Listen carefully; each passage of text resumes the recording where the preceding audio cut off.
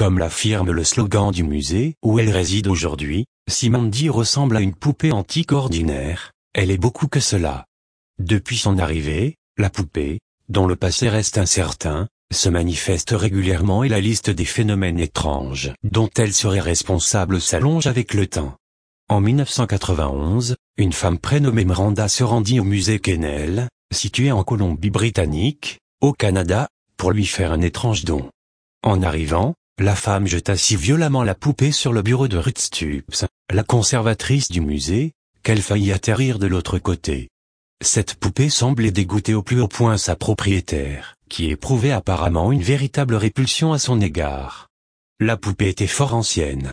Elle avait appartenu à sa grand-mère, qui n'avait jamais permis à sa fille de jouer avec car elle commençait déjà à tomber en morceaux à l'époque.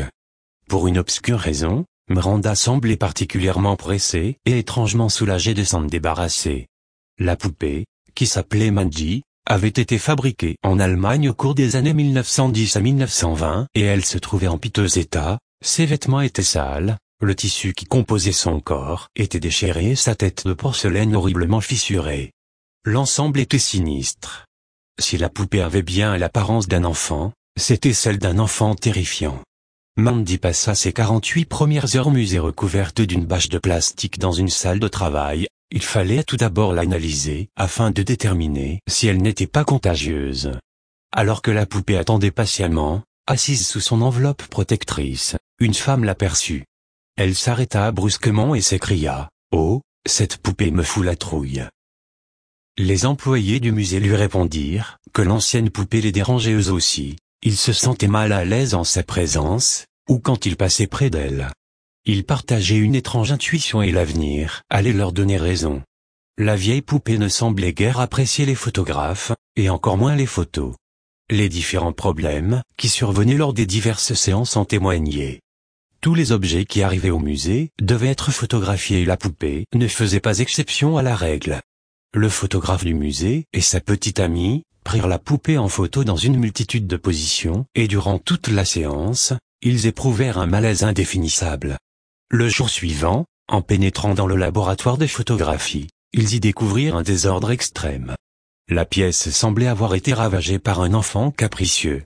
Tous les petits objets, les stylos et les crayons, avaient été projetés à travers la salle et gisaient sur le sol.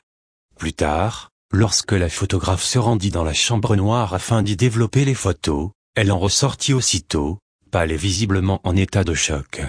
Elle expliqua qu'elle avait entendu un profond soupir derrière elle et quelque chose était tombé de l'étagère. Mais quand elle s'était retournée, elle n'avait vu personne. Au début, Mandy n'avait pas encore sa propre vitrine. En attendant, elle avait été placée sur une table, face à la porte d'entrée, afin que tous les visiteurs puissent contempler son visage brisé. Certains disaient que la poupée clignait parfois des yeux et d'autres que son regard semblait suivre les gens qui passaient devant elle. Ruth avait invité un reporter à venir photographier Mandy pour son journal mais au moment de développer le film, il s'aperçut qu'il était complètement mâchonné. De toutes les photos qu'il avait prises, aucune n'était récupérable. Ça ne lui était jamais arrivé auparavant, et ça ne se reproduisit plus jamais par la suite.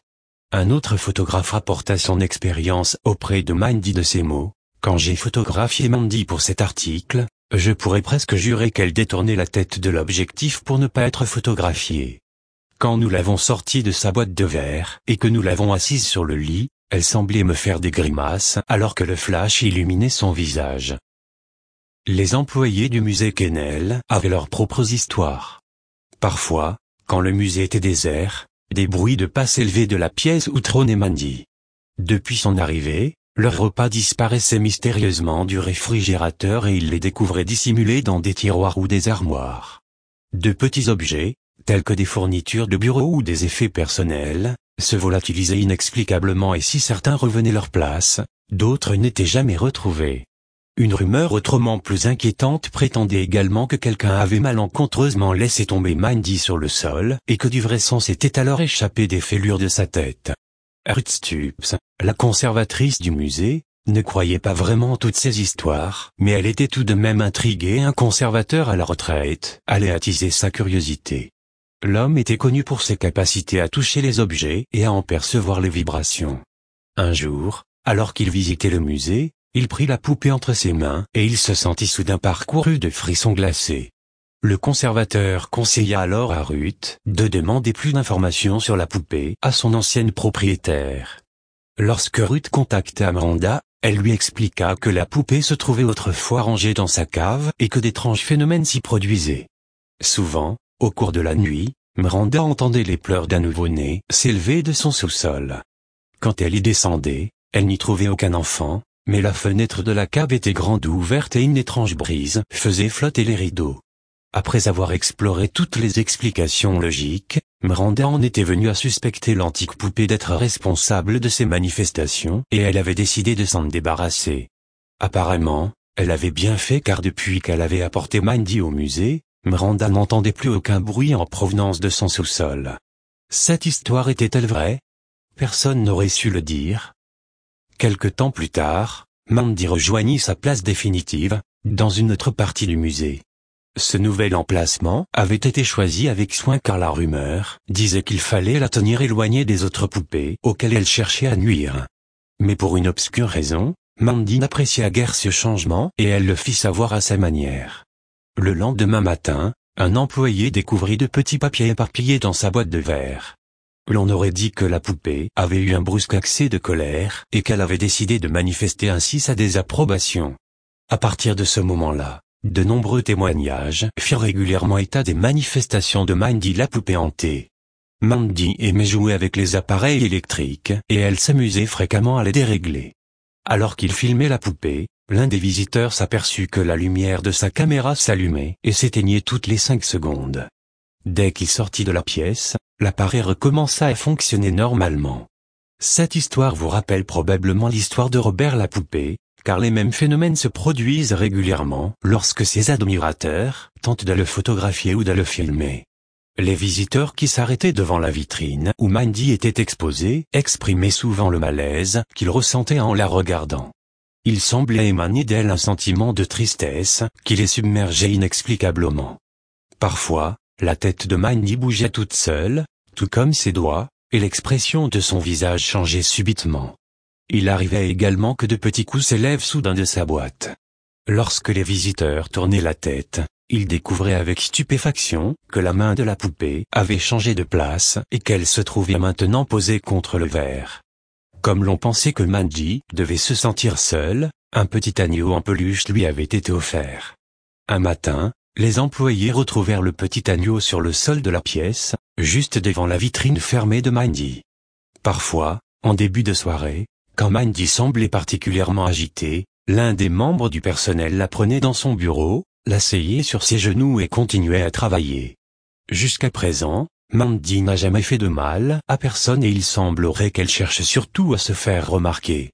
Les enquêteurs du paranormal, qui se sont penchés sur son cas, pensent qu'elle est habitée par l'âme innocente d'un enfant, ce que d'autres démentent, soutenant que la poupée est possédée par un esprit maléfique.